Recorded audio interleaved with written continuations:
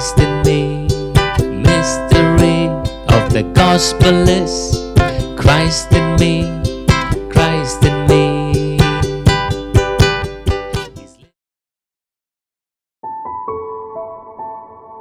In the book of Proverbs, chapter 10, verse number 22, it says, "The blessing of the Lord makes you rich, and it adds no sorrow with it." Amen? So the blessing of the Lord. So today I would like to speak to all of you what the Lord has put in my heart to share with you. God told, "Tell my people about the blessing." Amen. The blessing. May you see that scripture. It says the blessing. It's a definite article. It is the. That means it is only one thing. The blessing. Where is the source of it? From where it comes? The blessing. The blessing is the spoken word of God. It says the blessing, you can see that scripture, the blessing of the Lord makes one rich. Can you see that? Whenever you see in your Bible capital Lord, that means it is Yahweh. That is tetragrammaton for the Jewish people, which they call it as YHWH. They do not pronounce the name of God. The short form is called as Yahweh. So it is written, the blessing of Yahweh, the blessing of the Lord makes you rich. What does that mean? The blessing of the Lord adds your healing, adds prosperity, adds peace of mind. See, rich, don't think here when it says it gives you riches. Riches is not about money. What's the point? A person has millions and billions, yet he cannot buy healing, he cannot buy peace of mind, there is no deliverance. Money is not true prosperity. True prosperity is wholesome. It is happiness. It is peace. It is joy. It is knowing God. Amen? That is true prosperity. So here it says the blessing, that is the blessing makes you rich. That is the blessing is the source of your increase. The blessing is the source of your well-being. The blessing is the source of your double portion. The blessing is the source of your restoration. The blessing is the source of all good things in your life. Amen? That's what it tells about this verse. And in Deuteronomy chapter 28, verse number 8, it says, "The Lord has commanded the blessing." Can you see that? The Lord will command the blessing on you, in your storehouse, and in all which you set your hand, and he will bless you in the land which the Lord your God is giving you. You must understand this. The Bible says the Lord will command blessing. It is such a beautiful thing. I looked up these two words in Hebrew because Old Testament was written in Hebrew, the rich language, the deeper meaning that we get. The word blessing in Hebrew is barakah. Barakah, barakah. That means the meaning of that you can show that the source of blessing. Who is the source? How is this blessing obtained? How does blessing look like? Is it a tangible thing? Is it a physical thing? Barakah is the spoken word of God. Barakah is what God has declared over you. Barakah is what God has presented you. Barakah is a gift that God has given to his children. Amen. The spoken word of God. And the Bible says the Lord will command. Oh, it's so powerful. You should catch this revelation before you go this afternoon. It says the Lord will command. What's the meaning of command? Have you seen a commanding officer? Have you seen IG, the one who's top in rank, the captain, the one who's the CEO, the boss, the chief, the prime minister, the one who's in charge? That person generally commands the subordinates, tells them what they should do, and whoever is under them in the rank, they obey. That is how they follow. That is how the hierarchy and authority goes. Here, who is above God? Amen. God is supreme. God is sovereign. There is nobody higher than our God. He is the captain of hosts. He is the God of angel armies. He is the God above all CEOs. He is King of kings and Lord of lords. He is supreme and there is nobody above him, and he has commanded. Amen. He has commanded the blessing over you, over your children, over everything your hand does. You must know this, that the Lord has commanded blessing over me. His blessing is upon my head. The blessings are on the righteous. The blessings are not in US or in on-site job or in India or in some country. The blessings are on the head of righteous, because the Lord has commanded, amen, everything shall obey the voice of God. How did God create? He created through his words.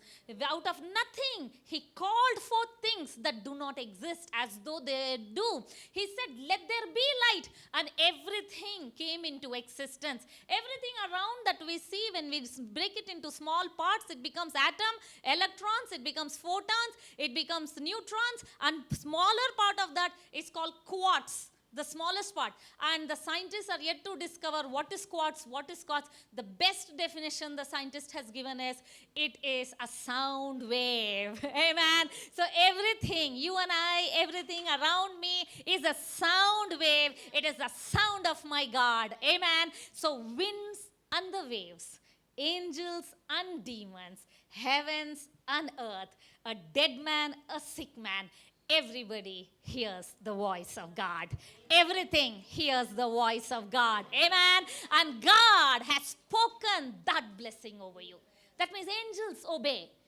Demons obey. Creation is obeying. So where you go, the entire creation is working and making your crooked path straight. Amen. The crooked path is made straight because the Lord has commanded blessing over you. When you go to your office, the crooked path is made straight because you're favored. Favor is on your head. Amen. When you go into any organization or a country or a place or a church, wherever, to a family, wherever you go, you're carrier of the blessing. Amen. Because the Lord has commanded. You must catch this revelation. Otherwise, we are like the world. People are running. There is so much of rat race. There is so much of competition. Everybody is trying to become famous, get money, become popular, get power, get authority, finding identity in the world, which is such a big lie. You cannot find your identity just because your bank balance is big. You cannot find your identity because you have PhD and honors and IIMs and IITs. Absolutely not. Your identity does not come from your degree or your bank balance or the color of your skin. Your identity is that you are a child of the Most High God. Amen. His Spirit lives inside of you. He has created you with His very own fingers. Amen. That is your identity. When you know this, you are sure, you are steadfast, you are confident. You know you have the blessing of the Lord. You're not jealous, you're not competent, you're not insecure, you're not afraid of others' blessing, others' manifestation, others' success. You're happy for them because you know that your blessing is in store, because our God is a just God. Amen. What happens to others, it happens good things to you. Amen. It always happens to you. That is what is the history. That is what is all about. God has delivered you. God will deliver you. And God will continue to deliver you. Amen. This is the assurance we have. If we don't have this assurance, we chase blessing. We chase money. We chase people. We chase honor. We chase degrees. We chase position. We chase followers. We chase recognition. We chase blessings. Ultimately, if I have to put it in one sentence, that's how the world is doing. That's how the world is going. That's where the world is going. And if you see the Bible, I want to give you a character from the Bible who stole the blessing. He knew the power of blessing. He was desperate for the blessing. As a child, he's been hearing the blessing of the word of God. He knows how does blessing work? It's a spoken word. Curse, how does curse work? It's a spoken word. So he knew he's a Hebrew child. He's been taught by his grandfather, father, that the blessing is the most powerful thing. If you have the blessing, it does not bother about your lineage, about your background, about your certificates, about your beauty, about what you possess. It will put you top. Amen. He knew that and he was after that blessing. Who are they? There are two brothers, Esau and Jacob. Both wanted blessing. But Jacob was too desperate. From childhood, Genesis 27, it says the whole story about them. He's been hearing about the blessing. They have told, your father will grow old one day. He will call the elder one and he's going to bless the oldest one. He's like, why not me? What wrong did I do? Just that I was born few minutes late. That's it. I don't receive the blessing. I am the younger one. The elder one gets all the blessing. According to the Old Testament, you know, right? The firstborn blessing. It's breaking his heart to know that all the blessing goes to his older brother Esau. And he's jealous. He's deceitful. He wants to pull him down. He wants to snatch. Are you able to relate with the world? Because they don't know what they possess. Just like Jacob, as the name defines him, supplanter, a cheat, a deceiver. As a child, he kept his eyes on that blessing. When Esau went for hunting, he comes very tired and then he says, give me what you have cooked, lentil soup. Very famous Indian favorite food, right? Almost every day I think we eat lentil soup in our house, right? Dal chawal. So he is fond of that lentil soup and he's saying, give me that food. And Jacob says, you have to sell me your birthright. To sell me your birthright.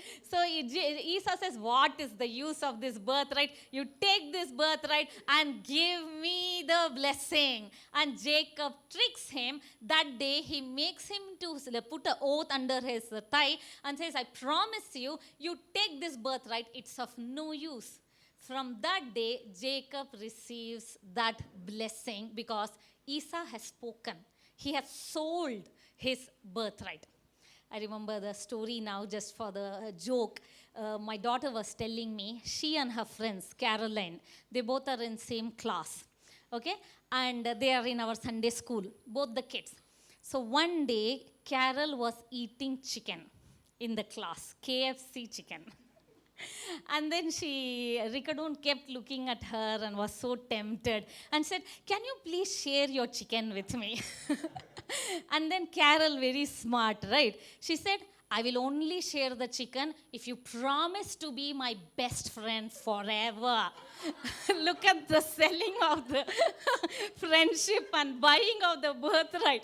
They have heard the stories of Jacob and Esau. And then Ricardone thought, okay, this is just to do with friendship, right? Okay, I'm not doing anything wrong. So she said, okay, I promise to be your friend. Give me your chicken. And she gave her entire chicken. She ate, and they are best friends. It so happened that her best friend told about the church, and the family got to know about us. They visited us home, and the entire family, her mother, her sister, her father, ended up becoming our church members. And her daughter, her elder sister, that's her another daughter, Caroline's elder sister is Sandrine. Those of you who don't know, she's in our worship band. Look at the ways of God. Amen? When we teach these values to our children, somewhere it is there. They try to incorporate that into everything. And they are a blessing. Amen? Because they are seed of Abraham. Amen? So here, this is the story of Jacob and Esau. So he took the blessing. And then finally the day arrives. They both have grown old. Father is becoming old.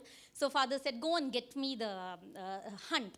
So Esau is gone to get the hunt.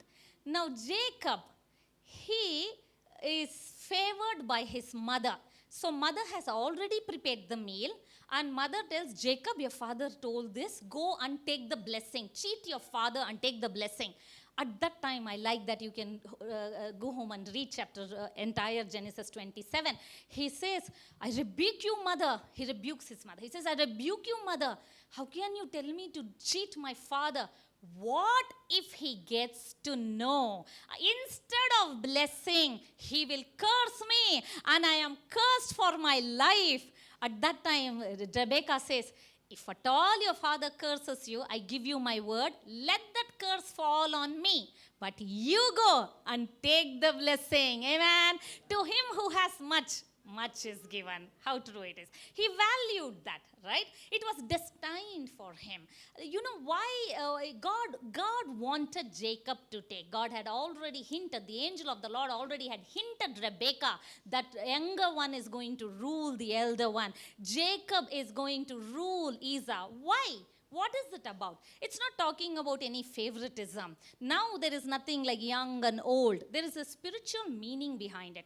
The spiritual meaning is God in his wisdom knew the children of Esau are not able to control their flesh. They are, because of the famish of his stomach, his food, he was willing to sell the birthright. No self-control over that little food. He didn't value the greatest thing, the price of God, the blessing of God. He easily let go of that. So God in his wisdom knew the children of Esau will be Edomites who are going to sin and rebel and completely go against God and his word. So God in his wisdom saw that Jacob, he's so desperate. He wants to steal the blessing. That shows how much he valued, how much he honored, how much he wanted that blessing. God knew that Jacob will go on to be Israel, the Prince of God. Amen. That's how it is, right? God never sees us the way we are now. When he called us, how we were so wicked, so sinful. God never saw us as Jacob. He always sees Israel. Amen. He sees what you will become. Amen. In the due process, he has patience. He knows the end is always better than the beginning. Amen. So don't discourage yourself if you're going far away, if you have some deceit, if you have some sin, some addiction. Don't beat yourself. Don't think I'm not worthy. May you know, God has hoped in you. God has faith in you. God is believing best out of you. Amen. Continue to hold on to his goodness, his faith in you. And as you continue to see him, the more you behold Jesus, you become Jesus. Amen. So now, coming back to the story. Jacob stole the blessing. He goes to father and says, Father, give me the blessing. Isaac gets to hear the voice of Jacob. And he says, it sounds like Jacob. So let me touch you. Come near me. He touches him. Mother has already cheated, given the cape. So he feels like the hairy man. And he smells like Esau, a hunter, right? Full sweaty, stinky, smelly. So the moment Isaac smells the scent of Esau on his clothes, he gets deceived. He thinks it is Jacob, and he pronounces all the blessings. Oh, wow. He receives all the blessings, and Jacob is super excited, and he ran away from there. Now Esau comes, asking, Father, I bought the meal, bless me. Father says, I just now blessed. Who was the one who came in? I just ate the meal and blessed. He said, oh my God, that means my brother has come in. And who finds out first? Isaac only finds out. Genesis chapter 27, verse 35. But he said, your brother came with deceit and has taken away your blessing. So father gets to know, okay, I think it must be my younger son. Father always knows how is the son. He says, my brother, my son has come, your brother has come and taken away the blessing.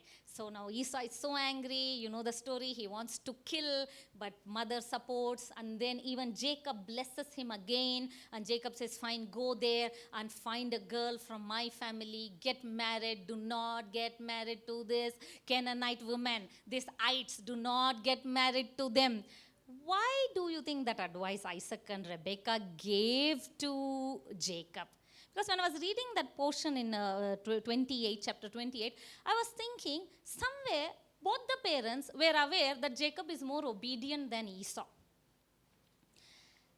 Probably Esau was going around with all these Canaanites women and all kinds of the women whom God had told not to have covenant with. So they already knew that Esau was very easily carried away, easily tempted. He has not got self-control. He'll let go of family values. He will let go of God, let go of the lineage, let go of the covenant of God. Somewhere they knew it, because immediately the next verse says both called him.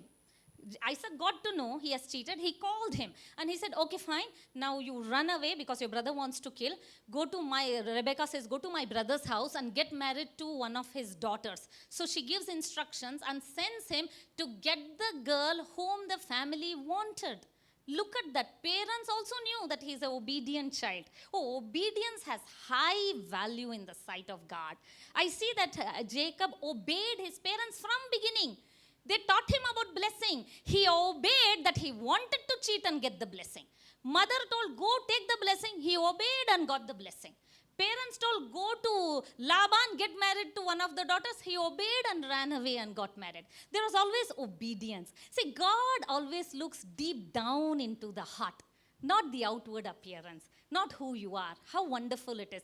God saw what Jacob will become. Amen. And Esau, what he did? Out of rage and anger, went and got married to Ishmael's daughter, the enemy of Isaac. Ishmael, stepbrother of Isaac. He purposely went and got married to Ishmael's daughter. Look at the heart that he had, the disobedience that was there. It is always seen from a very young age. So here I saw that Jacob he stole the blessing, and God named him the Prince of God. Now there's another character in the New Testament that I was trying to compare, that the blessing is such an important thing for these people. They took risk. He took risk that his father would have pronounced curse and he might die young. He took risk for the blessing. Similarly, there was a woman in the New Testament who came to steal the blessing. Same story. She came to steal the blessing. Generally, whom do we say thief?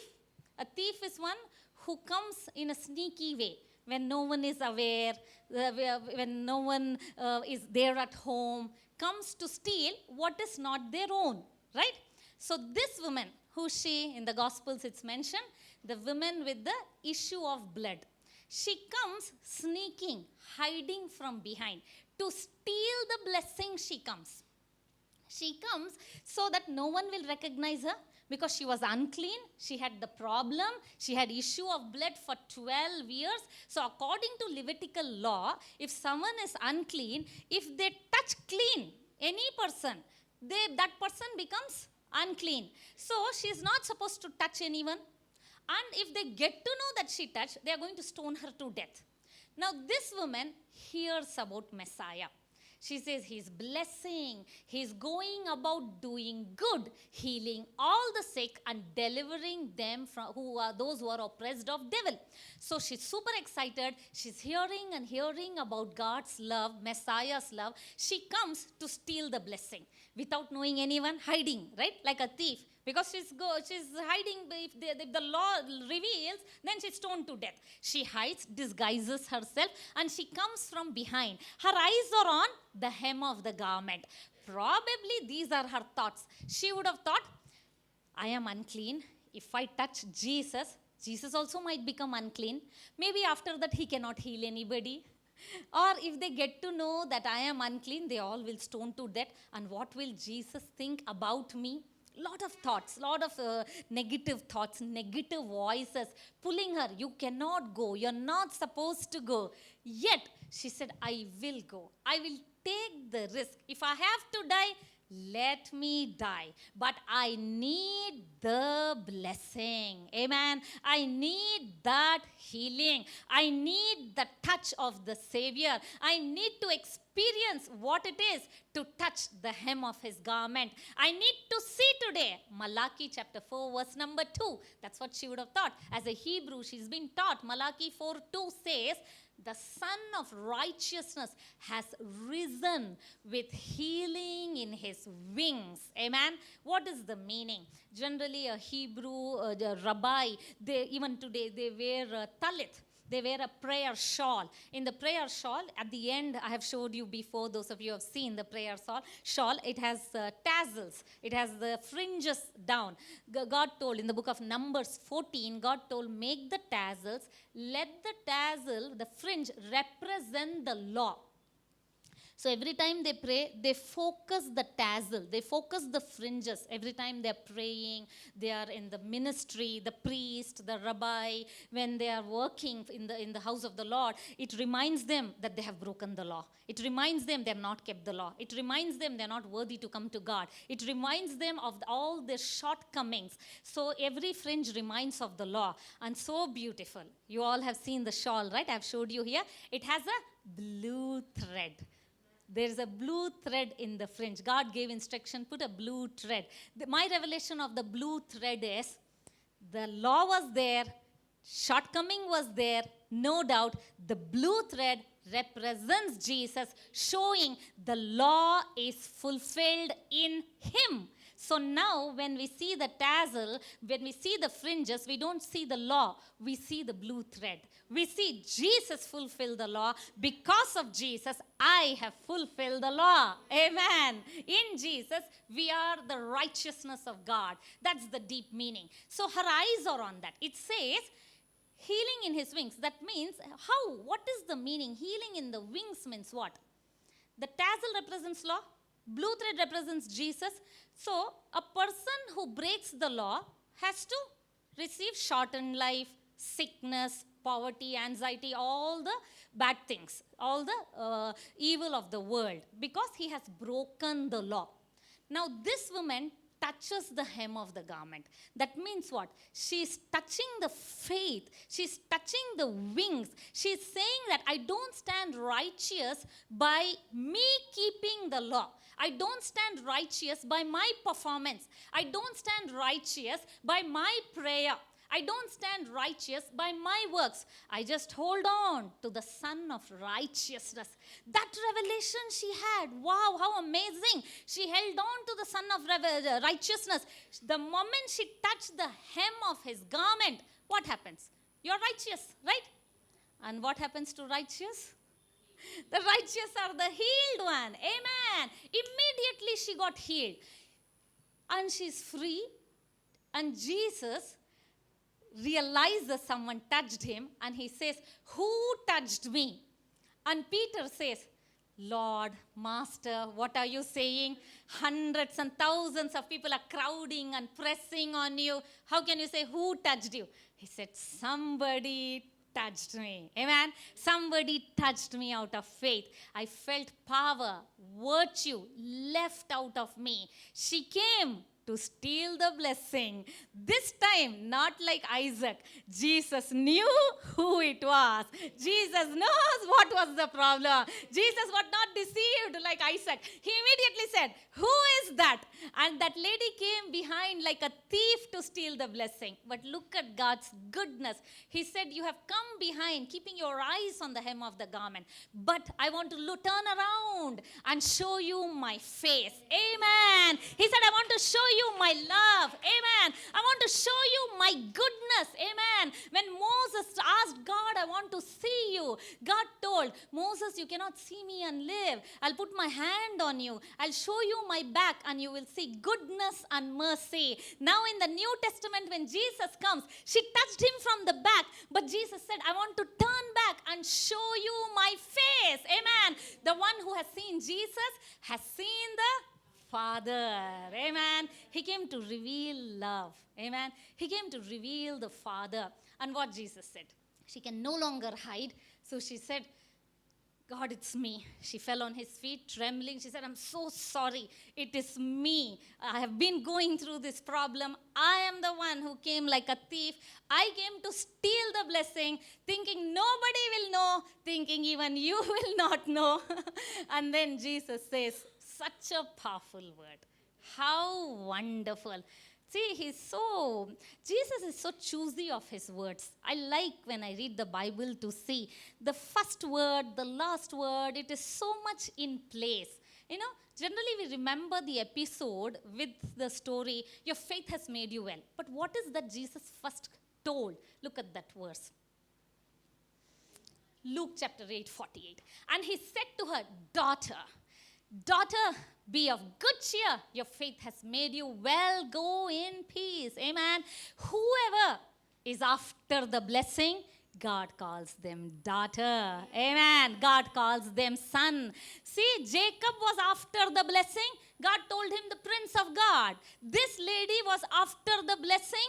God calls her daughter. So whoever is after the blessing, who is the blessing? It is Jesus himself. Today we sang that beautiful song, Heavens Came Down. Who came down? Jesus came down. Amen. The blessing has come down to live inside of you. Amen. So powerful. So here it says that when you come for the blessing, when you come for Jesus, that is very important. It may be possible. She came for healing. She came to touch the hem of the garment. It may be possible. Jacob came so that he steals the blessing more than Esau. They come for something. When we come, generally, all of us, we came looking at the hand of Jesus. But God says, don't stop there. I want to show you my face. He turned back. He said, see me. And he said, daughter. He wants to show you. You come for healing. You come for money. You come for marriage. You come for career. You come for job. You come for promotion. People come to God for blessing. But God does not stop. He said, Son of righteousness is risen for the whole world. Sun rises to everyone, and he has sent the blessing and healing. He is okay, you come looking at his hand. But eventually, he is more willing to show you his face. He is more willing to reveal you that you are the son and daughter of God. Amen? What was Jesus trying to tell her? In the entire Gospels, nobody Jesus called daughter except her. Why? Because she became righteousness, right? She touched the hem of his garment. Only a righteous one can be called son and daughter, right? Are you understanding? Because she has become the righteousness of God, that is why he was able to tell her daughter. Amen. He gave such a powerful title, daughter. He immediately adopted her. Amen. How she would have felt, oh my God, I am adopted. Nobody ever wanted to touch me. Messiah adopted me, and the whole Israel got to know about her. She became trendsetter. Again, after few chapters, Matthew 14 says, everybody started to copy her. Everybody begged Jesus and disciples, can you please bring Jesus to our village, to our city? If only we touch the hem of his garment, we will be healed. And the Bible says, multitudes were healed. She became trendsetter because she's the daughter of king. Amen. Amen. Looking at her, everybody started touching the hem of Jesus' garment. Go and read that. It's there in your Bible. Matthew chapter 14. We read the story, how beautiful it says. They are begging, asking Jesus to touch his garment, to touch his dress. Amen. From where they got the revelation? Because she had that beautiful revelation. She was one person who was after the blessing, to steal the blessing, to seek God with all her heart. Amen. And all the things are added unto her. The verse is, seek ye first the kingdom of God and his righteousness. We often miss out that word. It is seek the kingdom of God and his righteousness. This woman, she came for healing. She may not have the perfect revelation, but unknowingly the Spirit of God led her. She seek the righteousness, right? She held on to the tassel, held on to the blue thread, knowing that blue thread is fulfillment of the law, and that she has seeked the righteousness. She didn't even want to touch the body of Jesus. She wanted to touch the righteousness of Jesus.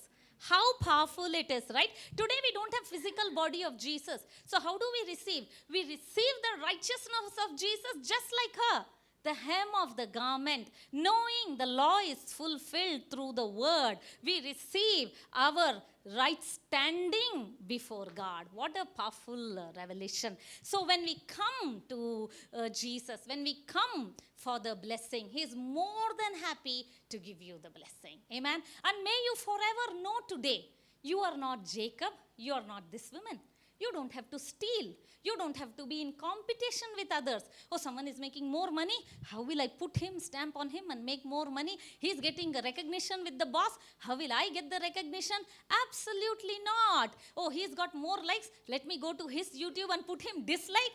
How silly is that? What a silly thought it is. Are we today not having the revelation of the Jacob? Today, the Lord has commanded his blessing over me. Amen. Blessed shall be when I am in the city. Blessed shall be when I am in the village. Blessed shall be my kneading dough. Blessed shall be my bowl. Blessed shall be my children. Blessed shall be whatsoever my hand does. The blessings are on the head of righteous. The Lord has commanded his blessing. Who shall reverse it? Amen. Who shall reverse this? Who can change? You cannot change. Your sin can change. Your prayerlessness can change. Nothing can change. God has commanded this blessing over you. Where you go, favor goes. Where you go, peace goes. Where you go, blessing goes. You must know this. If you don't know this, you are like Jacob. Upset, agitated, trying to cheat Esau. We are not sure of our birthright. Isn't it? So we are also fighting for the birthright. It's a rat race. Everybody wants to be on the top. Everybody wants recognition. Everybody wants to build one house, buy one car, get married, and then die. What kind of life is that? Really? You know, we are supposed to live for the vision of the Father. God has made a blessing. God has made us to be a blessing. Let us go tell the world, you are not Jacob, you are Israel today. Let us go tell the world, you are not a servant, you are the son of God today. Let us go tell the world, God is not far from you. He is willing to come to live inside of your heart. Let us tell the world about our God. Let us tell about the blessing. Go and tell the people. Otherwise, people are behind money. People want to make money. People want to make fame. People want recognition. People are behind all silly things. Very, very silly things. Bank balance. Always behind bank balance. How much is the bank balance? Is what your insurance company looks at to give you insurance and your age. But God is not looking at that. God is looking at what you believe. God is saying that you are already blessed. You don't have to chase money. You don't have to chase spouse. You don't have to chase position. You don't have to chase people. You will always be in the right place at the right time because time and chance happens to you because the blessing is on your head and it is chasing you. The Bible says the Lord has commanded blessing to chase me. Goodness and mercy is chasing me. Wherever you go, good things are happening. Cosmos, universe, angels, everything around is working in your favor. Believe that. Amen. When you believe that, that is when it will be manifested. Amen. Believe that and let us not be selfish. I am blessed. My family is blessed. Now I am happy. No. We have to share it with the world. You have to evangelize.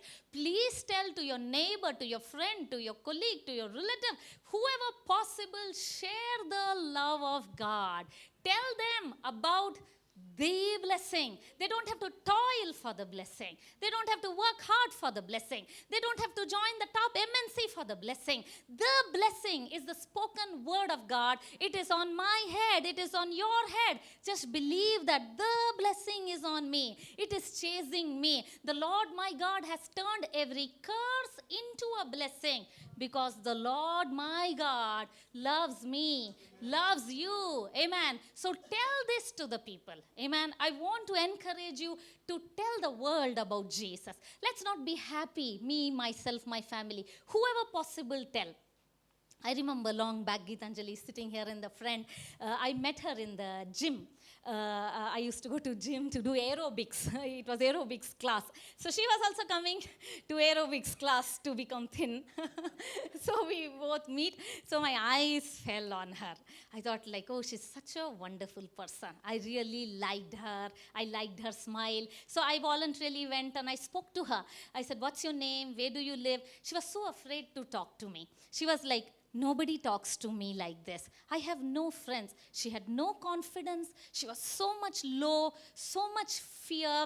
After years later, she told me, Pastor, no beautiful girl spoke to me, Pastor. So when you spoke to me, I was shocked. I felt so good.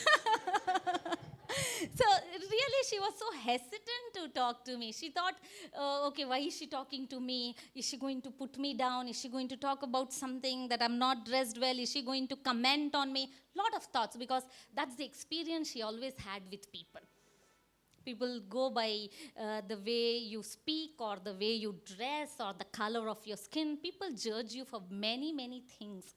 So she was feeling too low. At the time, I thought rather starting off just by telling about Jesus, I told her, why don't you come to my daughter's birthday party? That's how we started. I invited her to the birthday party. She came because it was a birthday party. After she came, I shared the love of Jesus. I told her she can have the confidence that Jesus died for her. Jesus wants to give a beautiful life and everything will change. And she received the gospel. She and her entire family got baptized. Her sister, her nephew. Praise the Lord. Amen. Everybody got baptized. And you know, last few years back when her mother was admitted in the hospital, the word was just taking root. She was crying. She had no confidence. She used to always feel, I'm a fatherless child and no confidence, always fear. But now, in the past 2 years, the word has taken root. Last week, her mother was admitted in the hospital. Very serious condition. Hemoglobin came down to 4.5. Doctors told her saturation is 77.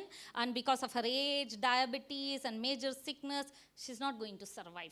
When doctor told, she just remembered the word and she said, doctor's report is a fact. God's word is true. I stand on God's word. Today she has confidence. Today she has faith in God. Today she knows who she is. She's not moved by people's expressions, not moved by people's wrong words. She's not moved by what world or relatives or colleagues tell about her. Today she's a confident woman, knowing that I am the child of Most High God. Amen. You all know when she speaks here how God has done. Who can do this? Can IAM, IIT, PhD, can it give this to her? What can give this to her? It is the word of God that has given confidence. Amen. We have to share. It is the blessing. It is such a big blessing. Amen. Then when I went to the hospital, she told, Pastor, why in the night you are coming out of your busy schedule? You don't have to come. The word that you have preached is right here. Amen. Both the sisters, they told me the word that you have preached is here. We are encouraged. Nothing is going to happen. They encouraged me and sent back. Such an amazing thing. You know, it is equal to million awards. Are you able to understand when you see when both her sisters, both she and her elder sister were talking to me continuously for 45 minutes in the hospital. I was just sitting and listening to all my sermons put together and preached back to me. I was like, what a wonderful thing God has done. How wonderful God's word is. And her mother is out of the hospital. And she's healed, perfect, happy, healthy. She will share the remaining testimony. And one more one more couple had come. You know, they are getting married. So they had come for the pre-marriage counseling. And Priyanka told me, Pastor, the best thing that happened to me was when I met you. You told me about Jesus. Today my life would have not been this if I didn't know Jesus. My life is changed. I have confidence. I have better job. I have hope. I am blessed. And I'm going to have a beautiful marriage.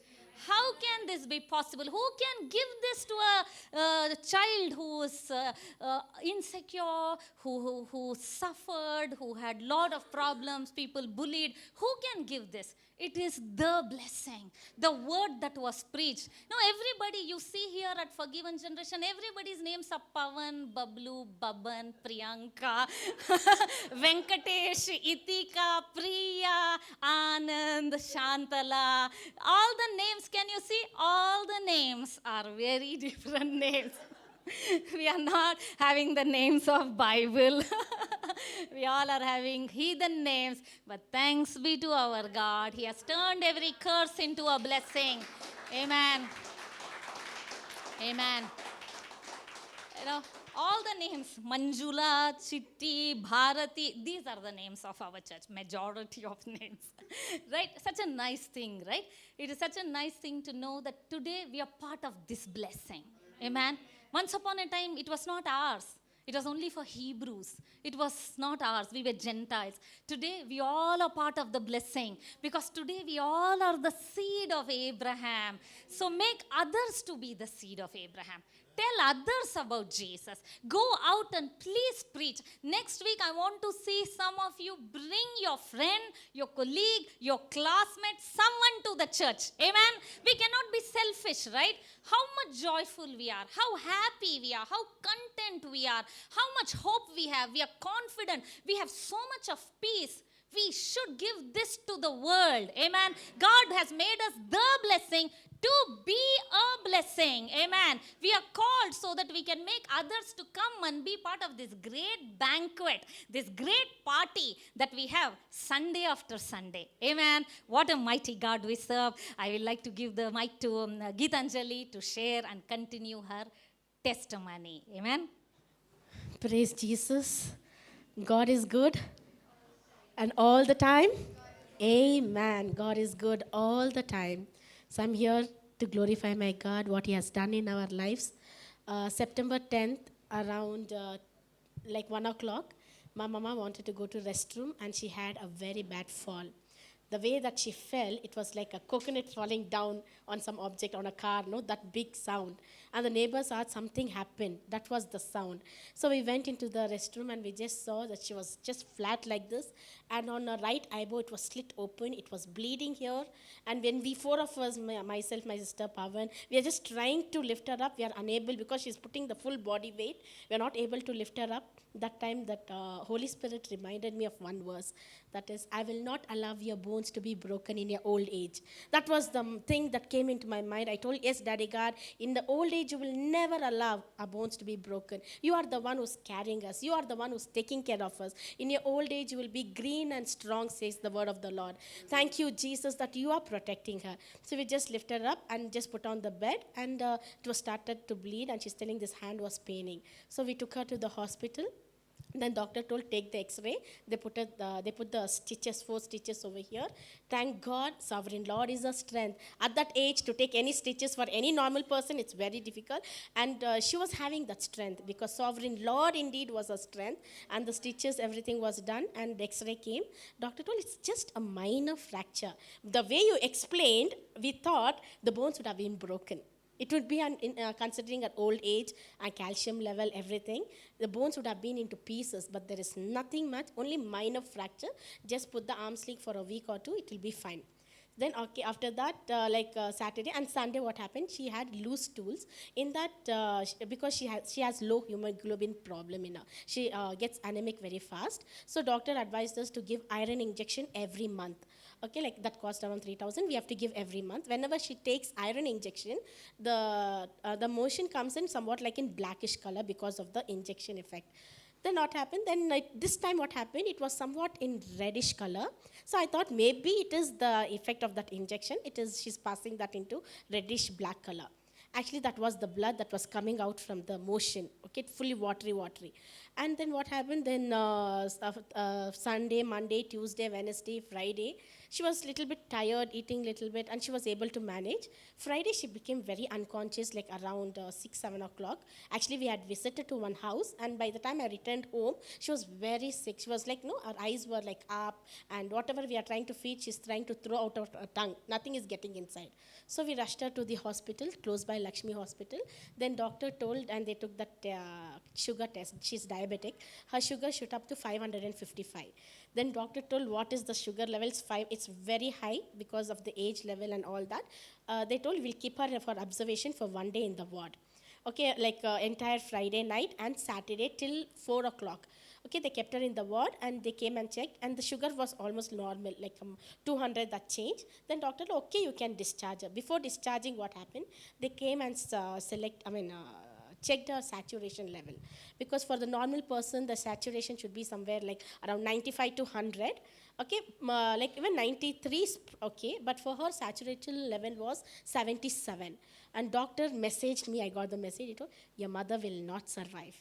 Okay, her condition is too critical, and they immediately took the blood test, because she was breathing like very difficult because of low hemoglobin, oxygen was not carrying properly.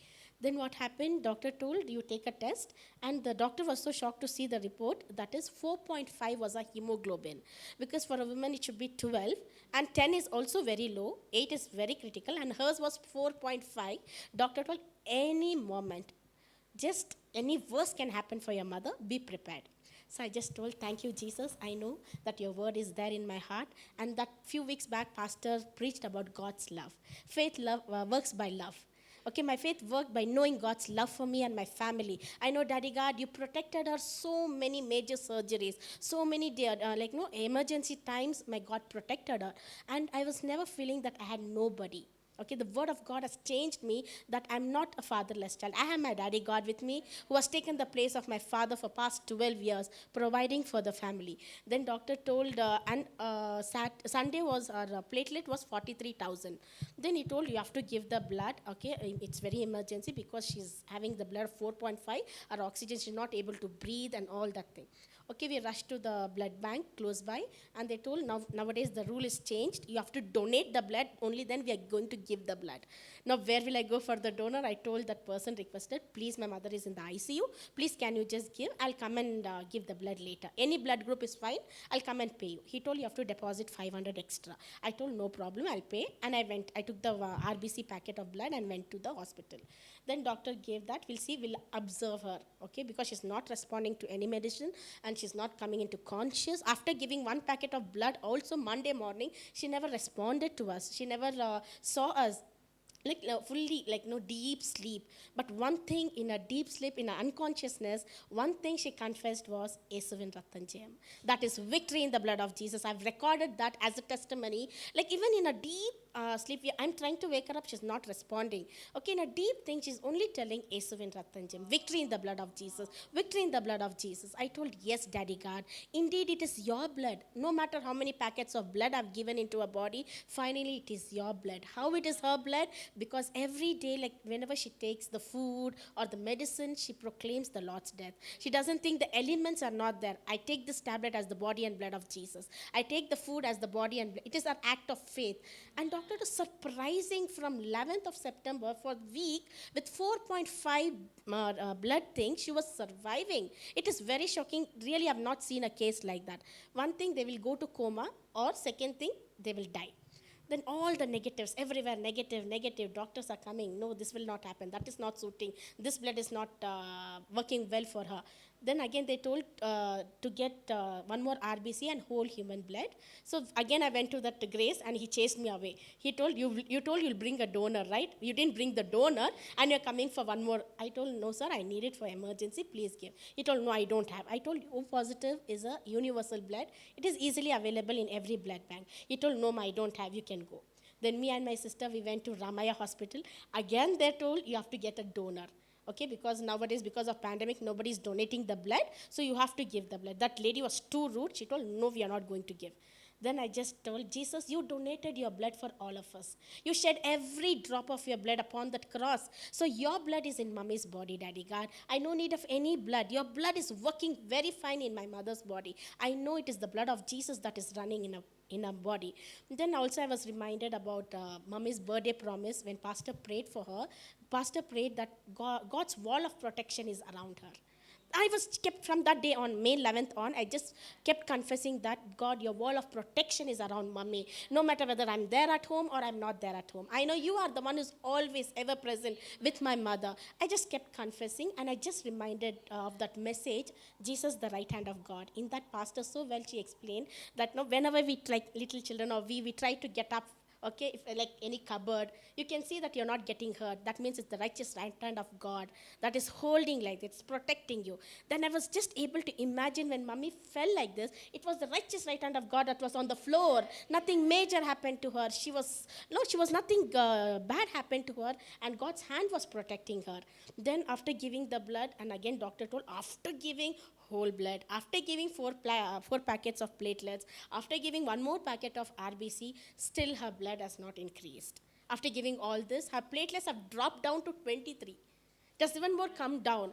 That I'm unable to gaze what is this. It is really critical. I don't know what is happening. Please be ready for anything. Anything worse can happen any second. I told Jesus, this is just the fact. This is the human word. I know the word of the Lord says that she was already healed. She's already healed. I go by the truth. That is the truth I stand upon. That is the confidence that I have in my God. Because God's word said, do not cast away the confidence that you have in the Lord. I told Jesus, this time I will not cry. I will not become emotional fool. I will not, because I know the truth. The word of God is rooted deeply in my heart. So I know how much Daddy God loves us. So then I went next day, Monday morning. Then again, doctor told, once again, you take the... Sunday he told, no, after giving packet of blood, nothing is happening. So then he told, you take one more test. You do all the liver test, dengue test, because platelets were very down. You take a dengue test, and dengue test came negative. Nothing with the dengue. And we don't know, because the way she felt, somewhere internal bleeding is happened. We are not able to gaze that. We are not able to find out what is the thing. Then doctor told somewhere liver, something and all he was trying to say. So I told, I don't know all that, whatever you are saying, but one thing I know is my God has already healed her. No matter age, doesn't matter. He told, she was very old. She's 72 years old. She cannot take up all this. I told, no, my God promised 120 years. This is not at all old for her. That is Holy Spirit encouraged me. Holy Spirit always encouraged me. So it's very important we'll grow in the word of God. When we know the word, Holy Spirit will always remind us of the scripture. Then Monday evening, when he came and saw the report, he told, the blood has increased to 8.5. It has increased overnight, because the previous date was given, it was not increased. I went too close to her ears. I prayed in tongues. I know, Jesus, this is your blood. Okay, Daddy God, in the book of John 6:53, it says, whoever eats the flesh of the Son of Man and drink his blood, okay, they don't drink this blood, they have no life in them. Daddy God, I take this as your blood, because my life and our life is in your blood, Jesus. You gave every drop of your blood, and she's alive. I know the testimony I'm going to give. I just recorded every testimony, the video, whatever she was telling, as a testimony to the world, because God is so good. And doctor told she's perfectly fine, and she's fully charged. Okay, the way he looked at her, he thought she's fully charged. She's looking so fresh, you can get her discharged. And one more thing, he was just telling that even if your mother's blood count comes to 0, I think nothing will happen to her. That is the testimony. I know God has made a clear distinction between us and the world. For the world, she's old, but for us, we are always young. Glory to God. Thank you, Jesus, for all that he has done. We believe you were blessed by this message. Our vision is to make known the mystery of the gospel, which is Christ in you. You can be a blessing by partnering with Priya Abraham Ministries to share this good news. To partner, visit priyaabraham.org/partner.